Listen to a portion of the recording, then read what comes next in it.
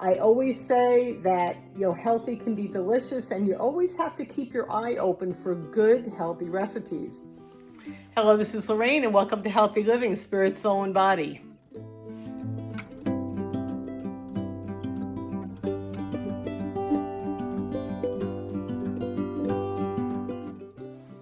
So it is the last couple of days before Christmas, and you might be thinking, what dessert am I going to make for Christmas? You're trying to eat healthy, and all the goodies and all the carb-filled side dishes and desserts and everything. How are you going to survive on Christmas? I actually have a cookie recipe that does not use any regular flour or any processed sugar. And you might say, well, Lorraine, how could it possibly be any good? So that's what we're going to be making today. Basically, almond flour butter cookies. I always say that, healthy can be delicious, and you always have to keep your eye open for good, healthy recipes. And so you might bring them this Christmas. You might love them, and all your family might love them, and you might be turning them on to seeing the possibilities of eating and living without processed sugar. So let's delve into it. Let me just talk about the ingredients that you're going to need. Okay, so these are the ingredients that you're going to need to make these delicious almond flour butter cookies. So I have 6 tablespoons of butter. You're going to need 1 teaspoon of vanilla, 1/3 cup of monk fruit, and 2.5 cups of the almond flour. So before we continue, really for a while I had been avoiding butter because I wanted to avoid the certain fats and everything that are associated with butter. And I recently found out that grass-fed butter is better than regular butter. So actually that is what I'm going to be using in today's recipe. It's basically Kirkland's grass-fed butter. So you can actually start using butter and with less guilt, okay? Okay, so the first thing we're going to do is you're going to take the monk fruit and you're going to take the butter and you're going to cream it together. Now, normally what I would do is I would use a fork, but I'm going to try using a mixer instead because it's going to be a whole lot easier. So okay, so the mixer didn't work too bad. So I've creamed the butter and the monk fruit. Okay, so we're going to add 1 teaspoon of vanilla, and then we're going to mix that up, and then we're going to gradually add the almond flour. Now, one thing I should mention is that when you cream the butter and the monk fruit, you want to make sure that the butter is soft. Now, the best way to do that is not to put it in the microwave.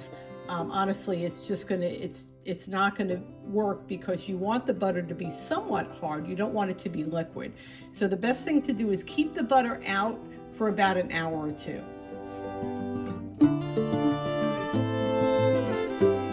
So I have creamed the almond flour, the butter, and the monk fruit, and this is basically the consistency that you want. It looks a little on the dry side, but it's really not, because when you start making the cookies, you're going to see that it will stick together and cook properly in the oven. So what I'm going to do now, I don't have a cookie scoop. I'm just going to use this tablespoon, and I'm going to press the cookie batter into it pretty firmly, and then I'm going to put it on the parchment paper that I have all set to go.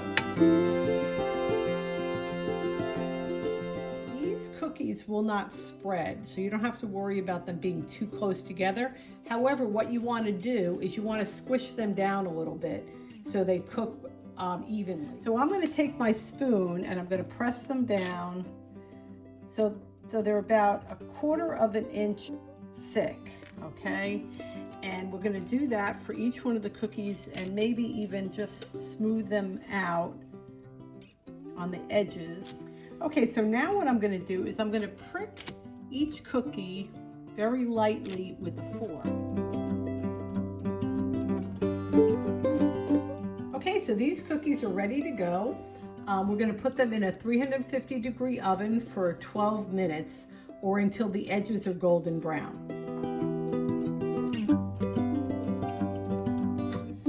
so my cookies are done.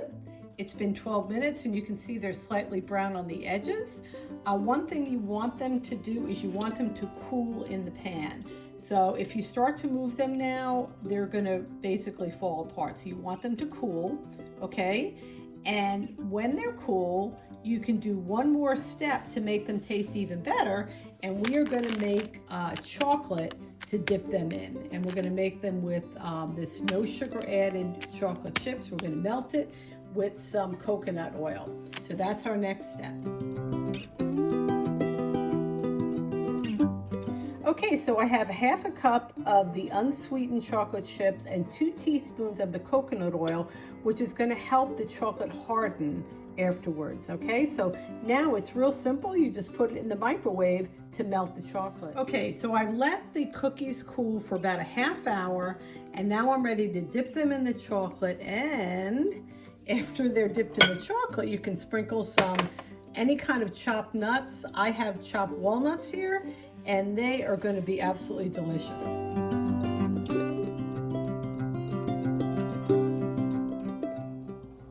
Okay, so I am trying one of the cookies without the chocolate dip, and it is really, really, really good.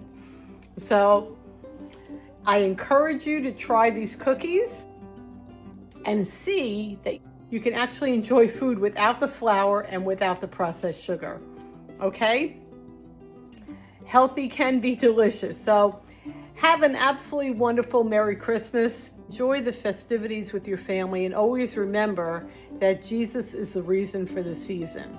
Okay? He's the reason that we celebrate, because God gave his greatest gift of his Son so that we could be free, so that he can show us the way to the Father, and so that we could enjoy abundant life through him. Merry Christmas.